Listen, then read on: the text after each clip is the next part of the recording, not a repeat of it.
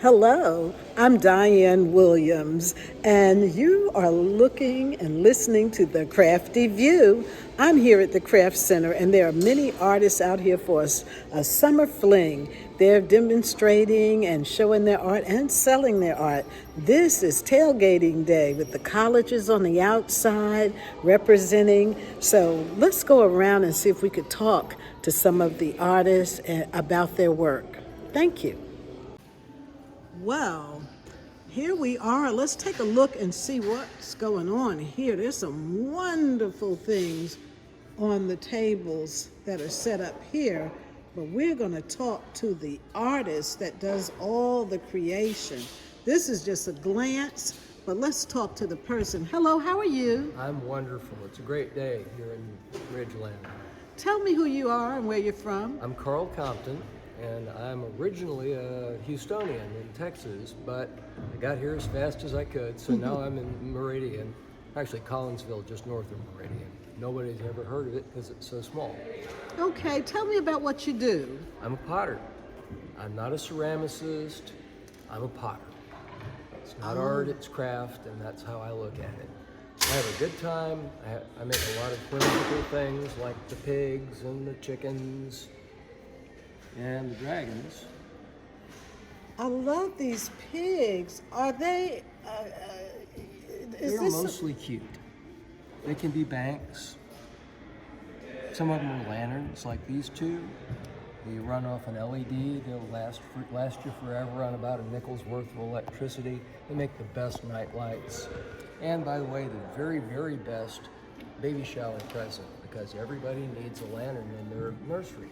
Oh, that's right. How creative is that? So you said that you're a potter. So you work with the wheel? I do. Everything you see here started off as a ball of mud until it hit the wheel. I do almost no hand building. There are people who do that all the time. The first time I put a piece of clay on the wheel, I was hooked. That was 20 years ago. And even things that don't look very wheel-like the dragons, started off on the wheel. This was two pieces when I threw it that I've modified. Love them. I love them so much. I love dragons and. Well, you need to take one home with you today. These are a lot of fun. I've been making them for a long time, and they're always popular. Look at the personality in that. Oh, I think he's kind of mean, don't you? He is. I'll tell you a secret about dragons. It is impossible to make a scary-looking dragon that has binocular vision. If the eyes look out to the side like on a snake, they're scary-looking. But if they look forward, they end up cute. How did you learn that? Through trial and error? Trial and error. Wow. Because it seemed to me that dragons would have binocular vision. They're hunters, obviously, and you want to be able to catch what you're hunting. And depth perception's important. And I tried to make them that way, and I couldn't make a scary one. So I finally decided to try moving the eyes around a little bit to the side, and there you go. Fabulous. And you're a potter. You don't just do pots. No. Look at this. As a matter of fact, Whiskey cups. I make very few bowls, which is kind of the prototypical thing for potters. That's just not a big part of my practice. Stuff that people like for alcohol are always popular. That's right. This shape is called a unomi. It's a Japanese tea bowl shape. Yes. But it's wonderful in the hand. There's just something about the way it feels in your hand that's outstanding. And that is the best cup in the world for sipping a fine whiskey. Oh, really? They're great for that. And so you even have information here so you all could learn a little bit more about the Japanese style of, and then I'm touching one, and it does feel just great. I could see myself sitting by the fire and sipping. Everything's so delightful. The pigs are just, look at the little one. Well, if you like the little ones, come around over here. Okay. I'm famous for these. little pigs. They're delightful. Those are my biggest selling items by far. Really not extraordinarily useful, to be honest with you. Yeah. They make a pretty good match holder or a toothpick holder. Mostly they're just cute, but they are stinking cute. Oh my, they are. You know, I collected turtles, but this is something to consider to start a new collection. And I put them on shelves and lined on my sun porch. Oh, you also, on your sun porch, these would be great. Oh, look at that. And many of these glazes look better in bright sun than they do in incandescent or fluorescent light. Now this is a special thing here, the Mississippi flying pigs. There's a long story on my Facebook page about how they came to be.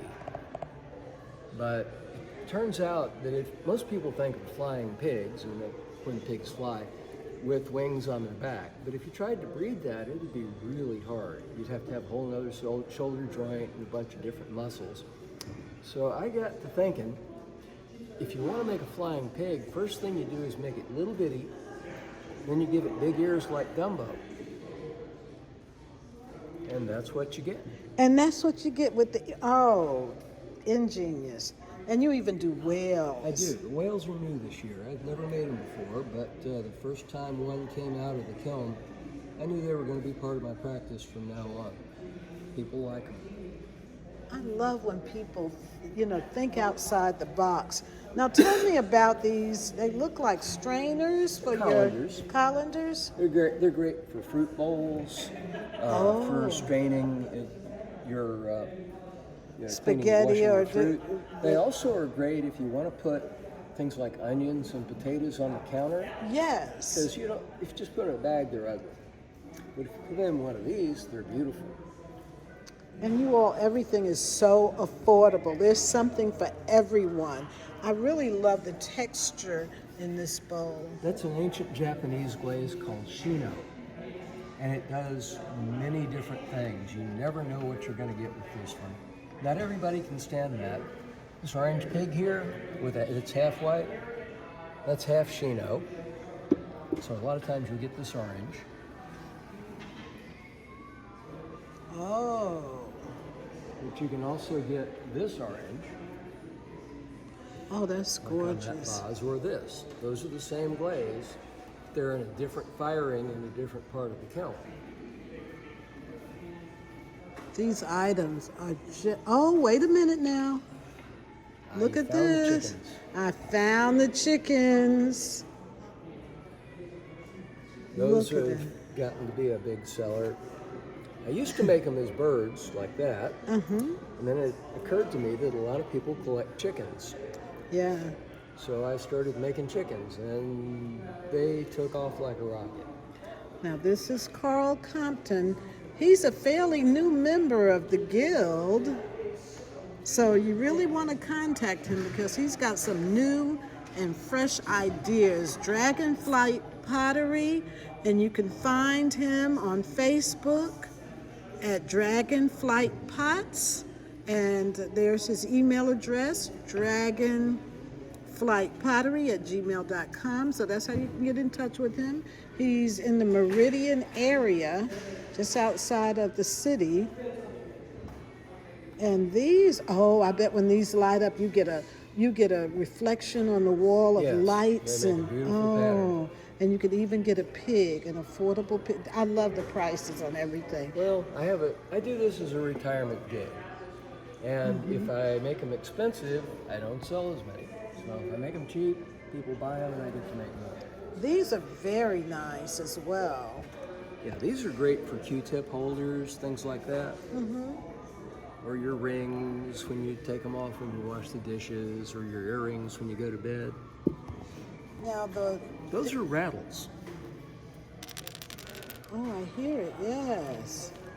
Oh, so when you bake that in the kiln, that was inside the little rattle? Yeah, you have, when you're making it, I throw those off the hump, which means I take a big piece of clay and make small pieces off the top of it. So I'll make an open top form, put in some small pieces of clay that are wrapped in newspaper so they stay separate, and then close the top of the form. Then when they get fired, the newspaper burns away, and you get the rattle. And then you also do mugs. Oh, mugs are my specialty. Oh, look, these are not your everyday mugs. Look at that, I love it, because I raised boys, so I would want my boys, if they were little, to have a cup like that to drink their hot cocoa. And then you got dragonflies. Those are extraordinarily comfortable to hold. I spend a lot of time and effort making my handles just right. And these are probably more for beer than coffee, although if you're a coffee drinker, that's a cup of coffee right there. A little bit of art for every day. So these are nice little, things that you can have on your tabletops, and your coffee table and things. Just fun, fun, fun. Karl, I want to thank you so much. This has been ever so much fun to learn about your work. I love it. Well, thank you. I've enjoyed it. Do you teach as well? I do. I do one-on-one or one-on-two lessons in my studio in Collinsville. Also pretty affordable. And one thing that's different about my work than every other potter in this area is that I fire most of my stuff to cone 10 and gas reduction, where most potters in Mississippi are firing cone 6 electric. And you can do things in gas reduction that you just can't do in electric kilns. Okay. So. Interesting. Thank you so very much. Thank you.